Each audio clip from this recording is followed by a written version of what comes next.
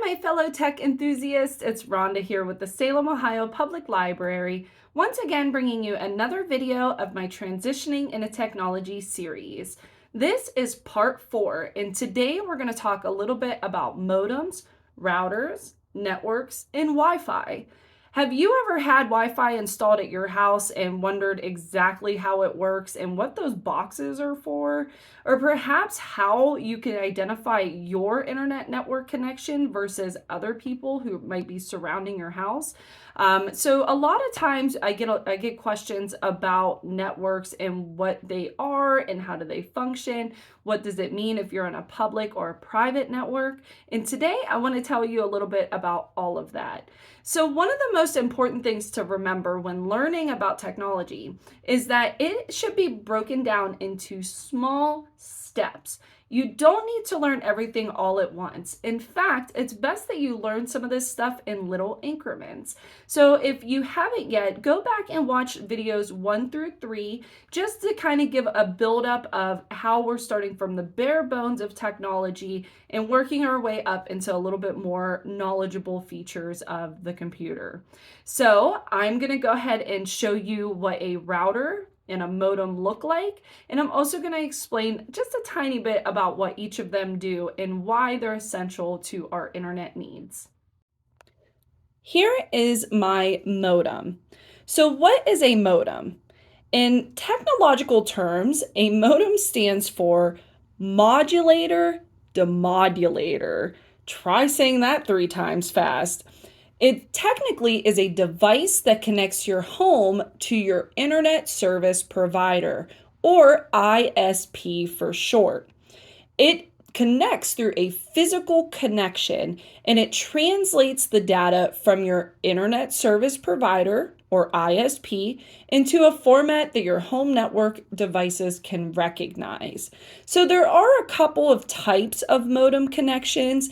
If anyone remembers the 90s and the early 2000s when dial-up was a really big thing, that is when you use a phone line to connect to the internet. Then there is DSL and cable. These are the two more common of modem connections now. DSL is a digital subscriber line, and cable is a modem that uses a cable TV line to connect to an ISP. So we mostly have DSL or cable. So just to give you a little bit of an idea of what the back looks like, that is what the back looks like. That's my connection is up top, and then it's also down at the bottom. So that's most people's will look similar to this, but maybe a little bit different, but for the most part, ooh, I just noticed mine's a little bit dirty, so don't mind that. I need to wipe that down. Next, I have my router. So here you could see all these different lights blinking here. What exactly is a router? A router is a device that creates a local area network. So if you see on here, see how it says local area network 1, local area network 2, there's a 2.4 gig, there's a 5 gig. That is, I believe that is your speed, but don't quote me on that because I'm learning too as I make these videos. I just know as a general rule of thumb that when I have an internet problem, one of these or one or more of these will actually blink red to let me know that my internet is not working okay. So the router connects all devices in your home network and allows them to communicate. It also allows those devices to connect to the internet. So there are some other advantages of a router. There's firewall protection, network security, and parental controls. I'm not going to break those things down today, but I will save that for a future video. I just wanted to give you all a quick idea of what a modem looks like and what a router looks like. But keep in mind, yours might look a little bit different. I do know that on occasion, some of the routers will actually have like little antennas that come up as well. So that will be for that. And now I want to go into the computer and I want to show you how you can connect to different networks or your internet at your home. All right, so here we are on the desktop of my laptop here. And in the last video, I went over what some of this taskbar features and items can do to help you navigate your computer. Now, I went over these different icons, but what I didn't do was go over some of the stuff that's over here to the right. All right. So of course, here we have our date and time. We have our audio, which when we click on it, we can adjust our volume. I'm going to skip this for now. Here is our battery charge, and it tells us how much percentage we have. This right here is for a OneDrive type of thing. So it's my cloud storage. And then if I hit this arrow, some other things pop up here. I have my Windows security. This is just like an additional settings menu for my volume. This is an app that I use. Here's my email app that I use. And this is for a recorder. Now, your features might be a little bit different, but there are some that are always the same. So for instance, everybody has a date and time. Everybody has volume. Everybody has battery right here. And then I don't know if everyone does, but I know most computers have this. These are just a little notification that our computer has something it wants to tell us. And sometimes these are minor things like updates, or if we use email, it'll let us know that we got a new email. And that's pretty much what that's for. But really what I want to touch on today is our Wi-Fi. So in case you are unfamiliar, this right here is the universal symbol of Wi-Fi. So it's really just this little, I don't even know how to explain it really, but these little bendy things, these little arches that show how strong your internet connection is. So I am doing this from home, which means that I am literally right next to that router and modem that we use in my house, and my connection is quite strong. So the rest of these are surrounding networks. One of the questions I get a lot at the library is, what is a network? So technically, a network is a set of computers that share resources located on or provided by network nodes.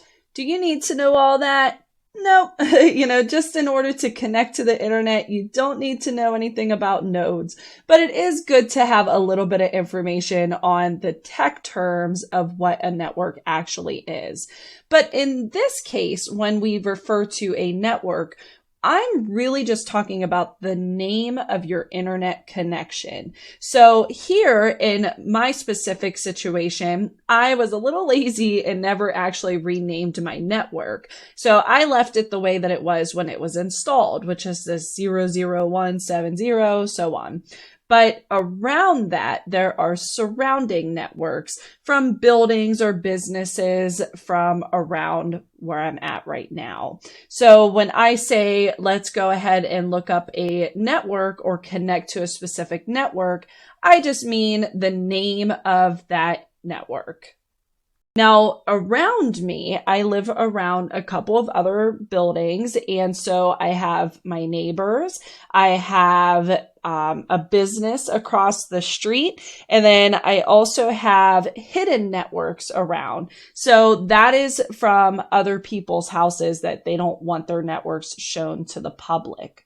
So if you see a lock on that little symbol, that means that it requires a password. So when that happens, you're usually on a private network. When you don't see the little lock screen, then that means that you are able to connect to that network without a password. And that happens most cases in public networks. So if you go to the library because you want to maybe do some work, you don't have to know a password to get onto that network. It's just free to the public. You just have to be able to go on the correct network to get there. So you would just do that by going over to your internet icon over here, your Wi-Fi icon, and you would left click on it. And then it will automatically bring up the surrounding networks. So at that point, you would just go ahead and find the one that you're looking for. And in our case at the library, it's literally just called library. So not super hard to find. So once you do that, you would go ahead and click on it and you would click connect. You will then be prompted, if you have that lock, to go ahead and put your password in. Now, I also get asked a lot, how do I know what my password is? So you can know that just by looking at the bottom of your router or modem. Sometimes it's on the side, sometimes it's on the bottom. Sometimes I've had companies that just literally wrote it down for me. But you would know when you get your internet connection set up. So make sure you keep tabs on that password because you're really going to need it. And once you go through all those steps, you connect. There's usually a button over here that will ask if you want to automatically connect in the case that you're disconnected. If you hit that, you'll literally connect to it every time your computer is in that network's vicinity. So that is how we learn about Wi-Fi. I can go ahead and open up network and internet settings here, but it's probably going to give you a lot of information that you're not sure of, and that's okay. Sometimes it's good to just look things over and learn a little bit more about it, even if we don't quite understand it. So here, it just on the left-hand side, it shows the different types. It shows your status, shows like if I go to Wi-Fi, it shows that my Wi-Fi is on. I could show available networks, all these different things, right? And then it also I can look at dial-up and set up a new connection. I'm not going to go over VPN right now. I can try to kind of cover that in another video, but it's a little bit more advanced. Airplane mode is something that it's only good for if you're actually on an airplane. There's really no other reason to use it. Mobile hotspot is just if you are in a place that doesn't have the internet, or maybe there's an internet outage, you can actually share your internet connection to other devices. So this works really well with smartphones because most smartphones have a mobile data or a hotspot on it so that if you turn that hotspot on, it will radiate internet to nearby devices and they would just have to put your password in. Okay. And proxy is another thing that I'm not going to go into, but feel free to Google that a little bit if you're curious, just to learn a little bit more. Okay, everybody, I think that pretty much covers our internet information for today. So please feel free to join me next week. I will be going over how to start searching on the internet and ways that we can do so safely. And hopefully I'll be able to get you up and running on your Google search in no time. All right, everybody, have an excellent day.